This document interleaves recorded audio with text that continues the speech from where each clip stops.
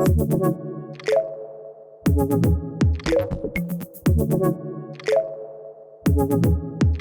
hello.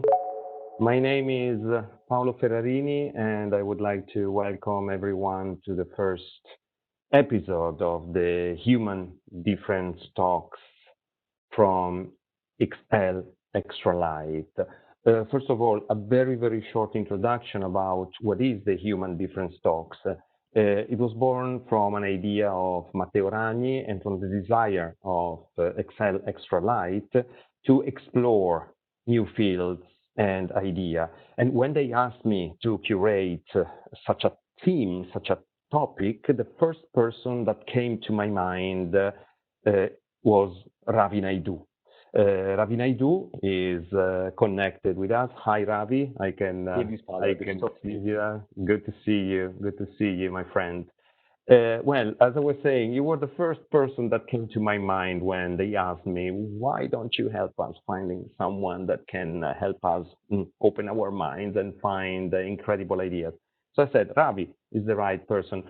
Ravi, for those, the few who don't know him, is the founder of Design Indaba, one of the absolute reference points when it comes to creating ideas in the field of design. Is not just a series of talks and conferences, but it's much more than that. And we will see that with Ravi himself.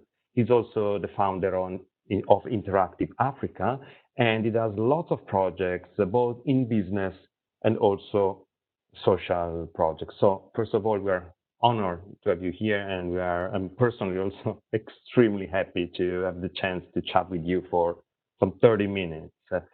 Ravi, straight to the point, what is Design Indaba, and which is the idea that originated such an incredible event? Paolo, hi, good to see you. We last met under such different circumstances. It almost feels surreal. Yeah. We had the last major design event in the world this year. And yeah, it seems like a dreamscape, late February 2020. Mm-hmm. But yeah, indeed, Design in Java, which celebrated its 25th anniversary this year, is really born of an idea that the creative shall inherit the earth. And, you know, we were sitting quite enthused in a post-democratic South Africa in 1994, thinking of what our contribution was going to be to this whole spirit of nation building. And we wanted to do something that was going to be beyond ourselves, something that was not going to be about our slice of the cake, but something that would grow the cake. And we were thinking about these grow the cake projects, and we felt that perhaps what Africa needed was a bigger dialogue on how creativity, design, and innovation could be part of the toolkit to help us reimagine ourselves. Now, the problem historically with Africa is that we've got this wonderful endowment of riches. We've got gold, diamond, platinum. Parts of Africa is the breadbasket of the world. Yet, what we have not done too successfully is to go upstream from that. Because, I mean, I ask you, Paolo, name an African brand that you could find on the high street, right? Yeah. And what we were asserting in 1994, that if we want to grow the economy, if we want to create a sponge for employment, to absorb a huge underclass in this country, we need to find the way and the means as to how to create not a 2x or a 5x, but a kind of 10x in the growth of the economy. And we think that X factor is indeed design, creativity, and innovation, because what really converts a commodity into something desirable and covetable is indeed design, creativity, and innovation. Yeah. So our first thought was, let's bring the best people in the world, people who've got cuts and bruises, who've been on that journey, who know about this alchemy and this amazing conversion, and who could share their stories with us. And we could go to school on the experience, and maybe we could help to leapfrog South Africa. So we don't have to start from first base. We could start from second base or third base. And people gave up their time and shared their ideas and kind of open sourced it and completely inflamed a new generation of young Africans. And but of course, we set it up quite differently.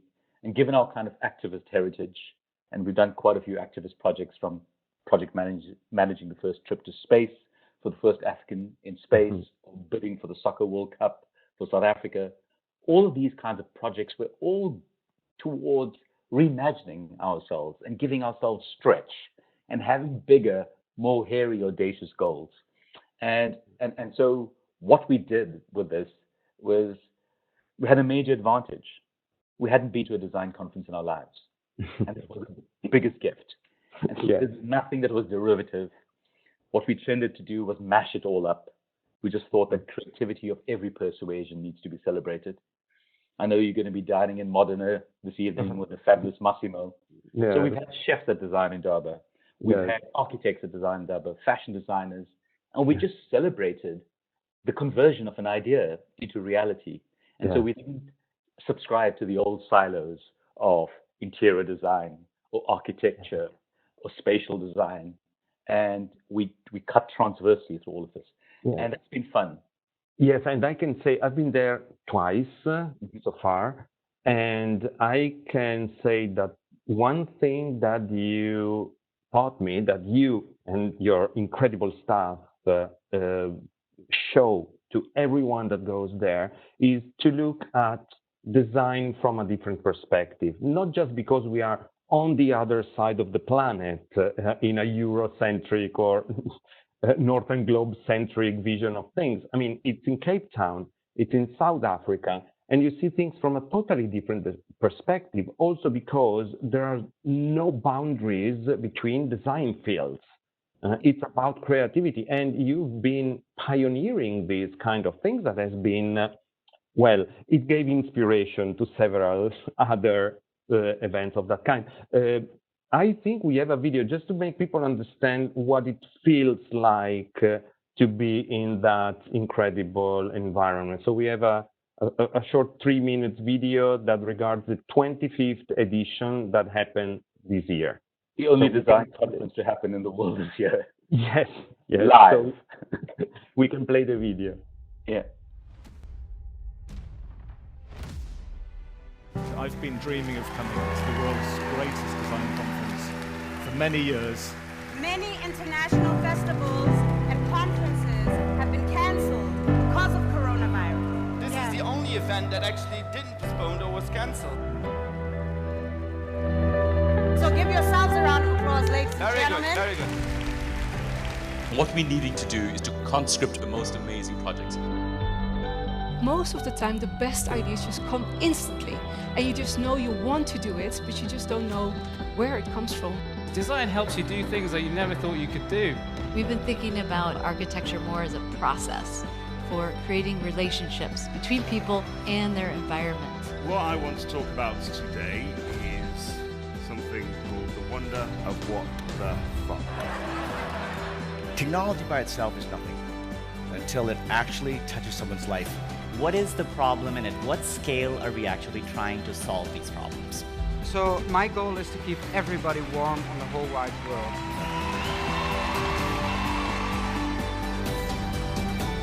We were unflinching in our depiction of Africa, in our joy, our passion, our craziness, bizarreness, surrealism, intelligence too. We are people that think differently. I was interested in the systems and how they come together and how they connect. I want you to think about your favorite dish. Look into the other person's eyes, and the moment you feel it, you tell the other person, you're beautiful. When I entered into the space, I wanted to bring in laughter, creativity, fun, and playfulness. Drawing for me is a way to think. One of my goals has been to see how can I create a practice that appreciates responsibility to our citizens. We managed to grow the first biobrick made from human urine. Yeah, but we as designers just don't know what we are doing. The condition of branding has always reflected the condition of our culture. In my work, I've been consumed by this idea of what a painting is and what it can become as a social form. What we want to do is to have innovation, is to have creativity, but work with that past. Design Indaba is an incredible event, and I've been so lucky over the years to be able to come to Design Indaba off and on for about the last 20 years, and it just keeps getting better and better. What an event. Okay, wow, beautiful. It makes me want to go back to February. I have misty-eyed when I see that, because I mean, yeah, it was so special. I feel so blessed to have actually made that happen just before the onslaught of COVID. Always underline the difference between what is a think tank and a do tank. What's the difference? Yeah, I mean, we gave ourselves a wider mandate when we did Design Indaba. We said to ourselves, and we're not event organizers. We came at Design Indaba with activist kind of mindset. So we said we'd gather for 3 days, we'd corral the best ideas, we'd gather energy, but then we need to put these ideas to work.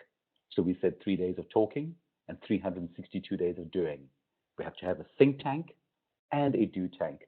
And now in 25 years, we've leveraged over 200 projects of varying scales, sometimes very small and intimate, affecting one person, and sometimes massive and architectural that would last 100 years, affecting millions. And all of those things was about the idea that the genius must leave the room, and we don't want to be a mutual appreciation society, just talking amongst ourselves, creative people, but instead, design's purpose really is to actually leave the room and settle in community and settle on the high street. So what we do when we invite people to Design Indaba, we just don't invite them to talk. We invite them to do. So we want them to roll up their sleeves and come along here and help us make a difference and make change. So this entire impetus has always been part of the DNA of Design Indaba, and that kind of slogan of being a think tank and a do tank has stuck with us ever since day zero. And increasingly, we've been emboldened by all of the projects because, we started to do more things in the public domain than we've ever had. And the projects arm, the do tank arm of Design Indaba has burgeoned. And even as I speak right now to you, we've got at varying stages of completion about 21 live projects that involve building a bridge across a river in Cape Town to creating an alternative kind of public open air market. So all of these projects are being done by our speakers and our collaborators.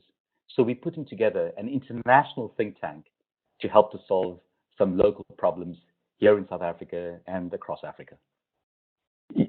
One of the sentences that you always say that I absolutely love is that creativity is a muscle, okay? And I can tell that Design Indaba is the perfect gym to make the muscle fit and alive.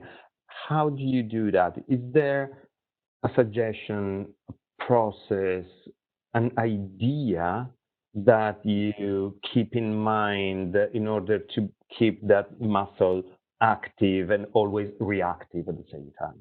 It's a mindset. It's an absolute shift in perception. And quite frankly, like one of the things that I don't enjoy is when people say, I'm not creative. And that's so self-defeatist. And we all have the capacity to be creative.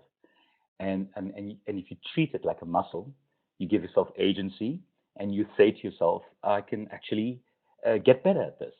So pretty much this evening, as you may go out for a jog and you jog around the common and you exercise your physical body, you can also do those kinds of intellectual gym to exercise your creative spirit.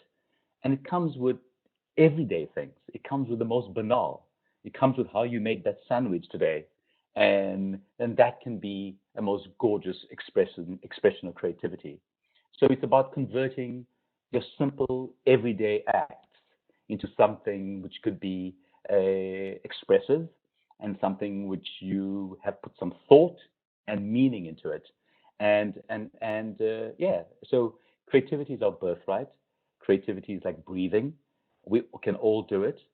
Some of us can do it recreationally, and some of us can do it as an elite sport. But we can all do it. Okay. And how do you recognize talent? Because, of course, in the people that you select, both for Design Indaba and the many other projects that you make, that you create, that you conduct, is there a way by which you can recognize the talent? Is that a feeling or is it something different? And second question in the first one. Does talent has an age? Good question. Well, you want to know what's the design Indaba algorithm. And essentially it's an amalgam of things. I think the one thing is this, is that we're not nationalistic and jingoistic. So it never set out to be something for South Africa in the sense that we're independent. So it started off by being super, super global in its scope. All 6 continents are represented. Designers of all colors, all stripes, absolutely diverse. It's part of the template. The second thing is leave home. So on average, every single year for the last 20 years, been traveling in excess of 100,000 miles a year. I'm sorry, I have a huge carbon footprint, and in terms of travel, and I spend on average about 150 days abroad. But it involves deep, immersive visits. The people we meet, we don't meet via Google search. We spend time in studios, and we go outside the normal stomping ground of, say, the Milan Furniture Fair or the Design Weeks. And we go to Esoterica, like Mistura, a gastronomic festival in Lima, Peru, or go to, and just explore the full spectrum of creative expression. So going out and not doing this in a very handmade kind of way, and not delegating it to speaker bureaus, etc. Almost inviting every single person after you've met them yourself and felt their energy. And I think that's so, so important. The third dimension is that I love people who are, lead with concept. I like this saying of practice safe design, use a concept. The others are just stylists and decorators, and people who are really, really conceptually strong and they have a big idea. You can see that immediately. And I tend to find that the best designers are the best people. They tend to be, so I do a mensch test. And when I go and I feel that they're good people, I invite them. I have not invited some people who have a fabulous CV, but maybe failed the mensch test. Because you need to have a particular generosity of spirit when you come out here and share your ideas and to open source your process and tell us how you do what you do. And to speak in a way where you want to share with your peers. And then also to go even further to say, well, I'm going to roll up my sleeves and I'm going to make a contribution. So it takes a particular kind of person, and I just don't want someone who's going to come here, trace the floorboards, and present a portfolio, but somebody who's got a similar kind of sense of mission. And you can quickly tell that when you look at their projects and what it is that they've done. So yeah, it's an amalgam of things, but the mensch test rates very, very highly. Yeah, that's wow. That's very important, and yes, this is something that can make a little something that can make absolutely a great difference. Talking of the, did I answer both questions? Your second question was, is that if creativity has an age? It doesn't, and that's one of the nicest things. If you sat through a few design Indabas, okay, I'll give you a little anecdote. Some years ago, I was in the jury. I was in the jury for about a decade for the Dutch Design Awards. And we had just adjudicated the professional section. And that afternoon, walked across the quadrangle and saw the exhibition of the students of the Design Academy. Yeah. And thought immediately that maybe in 3 categories, the students maybe trumped the professionals we had just adjudicated. Because it occurred to me that maybe there was an inflection point in the quality of the design. And here we have a generation of digital natives who are inserting technology and they had coding chops. Some of them were coding since age 10 and bringing a completely new sensibility to design. Immediately walked across to the dean of the Design Academy and said, your best student, we're going to fly all expenses paid across through to Design Indaba. And so for over a decade, the interstitials at Design Indaba have been the best graduates in the world who regularly come up in the top 3 to 5 presentations because expectations are so low and they tend to blow us all away. But what happens, and very often through the course of the entire program, you'll have from teenagers all the way to octogenarians and everyone in between. So there's almost a kind of a matrix in terms of how that program is put together across regions, across disciplines, across ages. And so when you come through there, it's truly a super eclectic mix of talents from across the world. Yes, and I also can tell that I see all kinds of people represented equally on the stage of Design Indaba, because there's as many women as men and people of any color from any continent, and it's a very good example of what should be the role of the design of the future. The next question tackles this topic, which is extremely delicate and important. Which are, in your opinion, Ravi, the values that design of the future cannot fail to face? The concept, the ideas, and the deep values that are, in your vision, mandatory for the design of the future? Well, the one thing is truth. I mean, truth is under attack more than ever in the society that we're living in right now. Yeah. I mean, people are alternate facts. I mean, you only have facts. You can't have alternates to facts, right? So, you can't have aesthetics without ethics, and designers must be truth tellers fundamentally, and you can't practice design without truth. I think more than ever we need equity. Society is absolutely straining for that, and we've seen massive social movements around the world. I'm super conscious of it, having grown up in South Africa under apartheid, and so much about the DNA of Design Indaba was because we wanted to see a platform and a space that was way more equitable, and I think equity is absolutely crucial. Sustainability is vital if we need to protect this global commons and this wonderful natural endowment that we have, and I think that would be super crucial.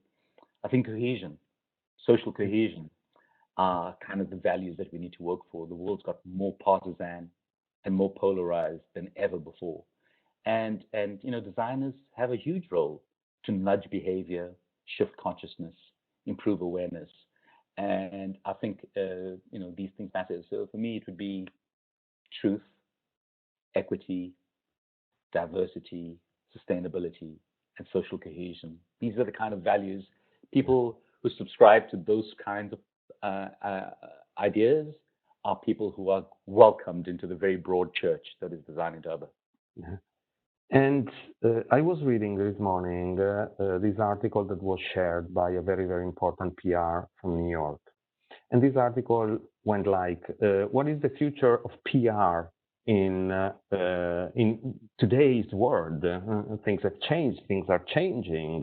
So from a social health point of view, I mean, everything is undergoing a big shift. So they were suggesting we need to move from public relations to human relations.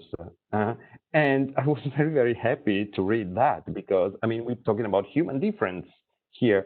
So in your opinion, what is the role of the human difference? What can be the human difference in your opinion? We talk a lot about robots and algorithms, but today more than ever, it seems like humanity is the most important element. Completely. I mean, we have to put people first. I mean, and you must understand that when we create design, we're not in service of a brand. We're in service of people. Mm-hmm. We're in service of community. And if you start from that premise, you can't go too wrong. So, I mean, of course, PR, so much about it is gaming the system. Mm-hmm. It's a mad rush to get eyeballs. And you have to perhaps stop the gamifying of PR and actually ask, well, what am I really trying to do here? And making human connection is so important. Inclusion is super important. But more than ever, I think we need to go back to some super core values.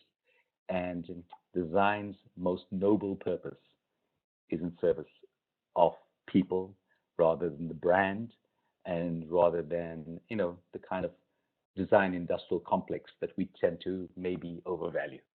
Yeah. At Design Indaba, you, as you were saying before, you have involved all kind of designers and companies as well, from super small companies to big corporations, such as, for example, I remember last year, IKEA The beautiful project made with African designers and African styles, in a way, we can say. Do you think that, given today's situation, do you think that the future of design is in the hands of big corporations, big companies, or small realities? Industry or craftsmanship, independent designer or large groups, or there's a midway maybe? Paolo, like in most answers, it's non-binary, right? Mm-hmm. One or the other. We have to have, just generally speaking, more spectral thinking, more spectrum thinking anyway. And it's really about, if you think systemically, it's about protecting the entire value chain. I mean, we can't lose family businesses. We can't lose small to medium enterprises. They're a large sponge for employment, absolutely crucial. And we're seeing now the devastation post-COVID. I think we are in a very interesting space in human history because the titans have got so big. The 4 technology companies in America, their total market capitalization is more than all the companies listed on all the stock exchanges of Europe. And that situation, I think, is untenable. I mean, I just think about small enterprises. You're a writer, Paolo. I mean, like, what's happened to publishing? And we live in a scenario right now where 80 cents on the dollar goes to perhaps Google and Facebook, and the rest of the world's publishing scrambles for the other 20 cents. And I think, what's not kept in pace is the regulatory framework. How do we manage this? Because especially in the digital world, we've all been somewhat blindsided by it. And to think that we've ceded so much of ground to Facebook, and all that they do is coddle right-wingers and oligarchs, and we really, really need to reclaim some of that ground. But absolutely, we need to maintain the character of small. People need to have agency, and people need to be able to, find dignity in expressing themselves in the way that they choose. And so I really think the answer is not one or the other. And I think we need a more humane version of corporatedom and larger companies, not working in a more symbiotic way, and using their power to be able to commission more and to be able to outsource a lot more to the smaller guy. I mean, that would be wonderful. It was just great on the IKEA project. And to be able to work with designers in Dakar and Kigali and Abidjan and Johannesburg and Cape Town, all of whom had their first experience at working at scale. I mean, they would be successful if they sold 100 products, and all of a sudden they're making a project that could possibly have sales of 1 million units, and it completely blew their mind. But I thought it was very magnanimous and wonderful for a large company like IKEA to make overtures to a platform like us in South Africa and say, well, how could we corral together young and design talents, and we could put together an entire new collection. So I think it's in solutions like so. It's not an us and them. It's us trying to fashion a future together. Yes, or maybe changing our minds. Maybe small realities have to think big, and bigger realities have to think small in a way, or with a different approach to things. Yes, but I strongly believe that the future is something that you build and you make, and so it's. I think it's the right approach. We have a few more minutes. If there's any questions, the participants can write their questions in the Q&A section. So one last question from me, Ravi. Sure. From your point of view, how does the designer's work is changing in an era of incredible limitations? We know that every limit for creative people is an opportunity. Do you start to see the seeds of a new way of designing or a new figure in the design world? Yeah, we have a lovely vantage point in that regard because, we probably do one of the world's biggest surveys of the design graduates coming out from over 200 design and art schools across the world. We put together a platform with the Dutch called Antenna, which is a wonderful conference for the best graduates. And of course, we also bring them to Design Indaba. And it's wonderful because, you're getting a first mover advantage watching what that generation is thinking about. And very few of them want to find a job, really speaking. So they're not trying to get a job at a design firm. A lot of them seem to be tuned in to the crisis of the day. And one of the biggest thrusts we're starting to see are the number of projects that seem to be working towards the Sustainable Developmental Goals. It would be a wonderful time for design if we can take those SDGs and that could become the overarching brief for all of us. Because, clean water is a design challenge. Quality education is a design challenge. Better housing is a design challenge. And the UN historically has spoken to economists and policy wonks and climate scientists. They haven't spoken to designers. They haven't spoken to people with ideas and with agency who can take spanners to the system and make a change. So, I think we kind of solve for seating by and large. We solve for lots of the things in terms of the hygiene factors for all of us in a domestic circumstance. And I think we need to do a lot more and go into the public square and start to do some of these critical issues because a lot of them are existential. So it is super, super important.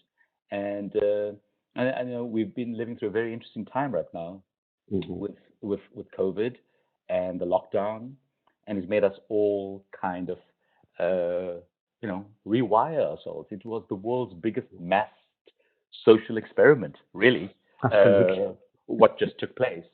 And I think it's made us reorder our priorities. It's made us change our tempo, perhaps. It's made us redefine purpose and why are we here and what is it for. And I think it's going to temper a lot of the bravado. And I think certainly for us, even in the way we're going forward with Design Indaba, this time, the last 6 months, has made us look at it completely anew.